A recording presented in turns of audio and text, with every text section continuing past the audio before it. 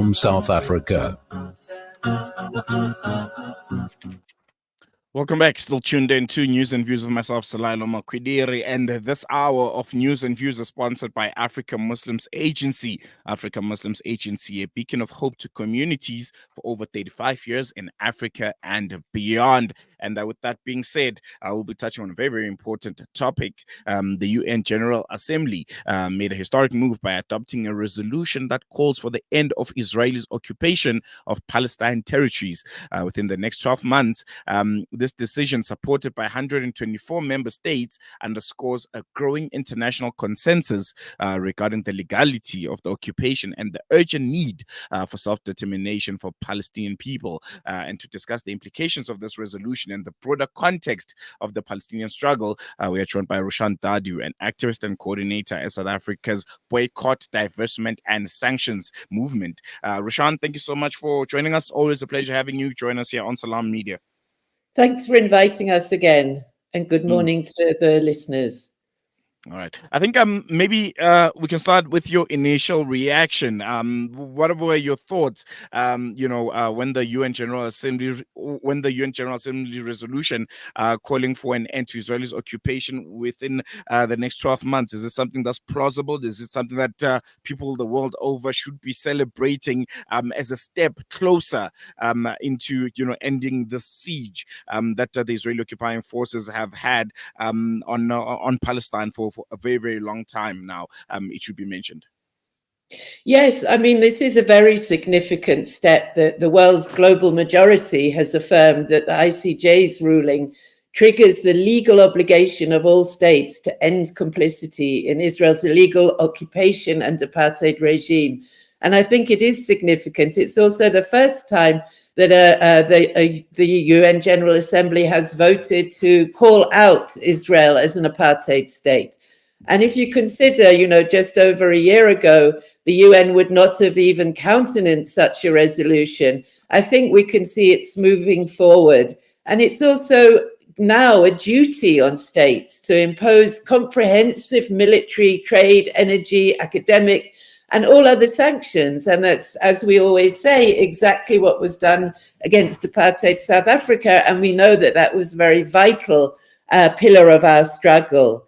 And I think, although, of course, no one wins freedom through the United Nations or through the courts, we have to see this as more ammunition in our field of battle in support of the Palestinian people's resistance, because now it's up to us to put pressure on our governments to implement this.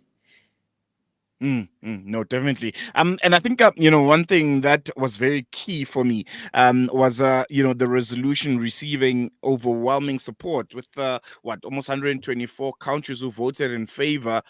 What does this level of backing indicate about global attitudes towards the Israeli war on Palestine?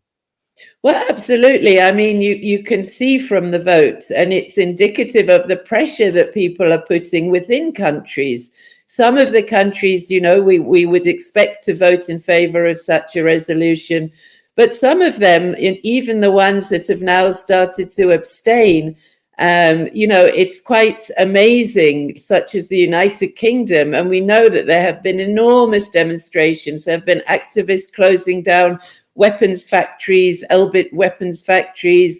And we've seen there in that case that in a couple of cases, they have a jury system. So even though they are trying to implement sort of anti-terrorist type repressive legislation to stop BDS, juries have been not convicting activists that have damaged quite extensively weapons factories, because they understand that this is in the greater good, that this is being done precisely to press their government to end weapons sales. So I think, as you're saying, it's important from that perspective as well to show the world that we, the world, are not in favor of the continuing genocide, that we are ready to impose sanctions, that we are ready to push our governments even further. Definitely, I think we should see this UN General Assembly vote as one more step, and an important one, and a weapon. We can now use this to push our government, for instance, on the sale of coal.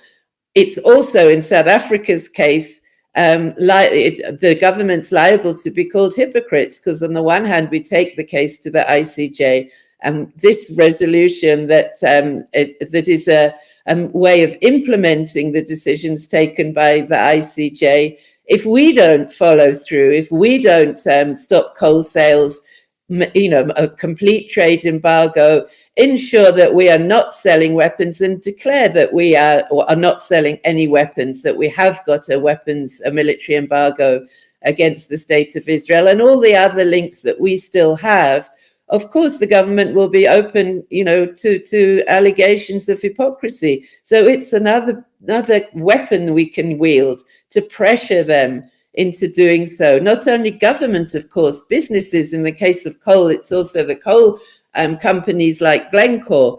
In the case of academic boycotts, it's the universities. So I think this helps us everywhere where we are trying to get South Africa in its entirety to implement sanctions and isolate the apartheid genocidal state of Israel. So yes, it's definitely good news. Mm, mm, mm.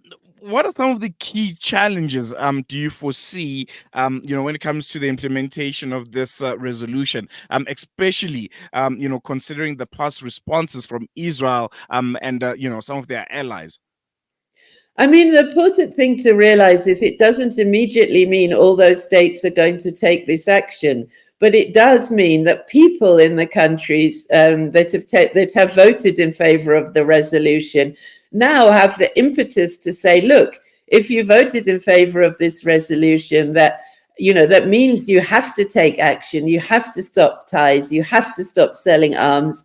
Then it helps us to push them, because they have declared in the United Nations General Assembly that they think this is the way to go.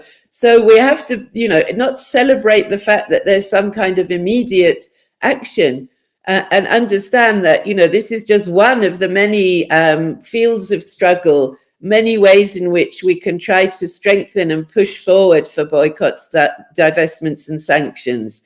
But it's an important one, because governments are committing themselves. And as you said, governments are changing their vote even on a very, as the first resolution to call out Israel for committing the crime against humanity of apartheid. So now we can use all of that to pressure further. But it's up to us. It's up to us to see this as something that gives us another impetus, another string to our bow to push our governments. It won't happen automatically. And, as I said, the United Nations is not going to bring about the liberation of Palestine. It's the Palestinian people and their legitimate resistance to oppression, occupation, to the genocide, to the settler colonial Zionist regime.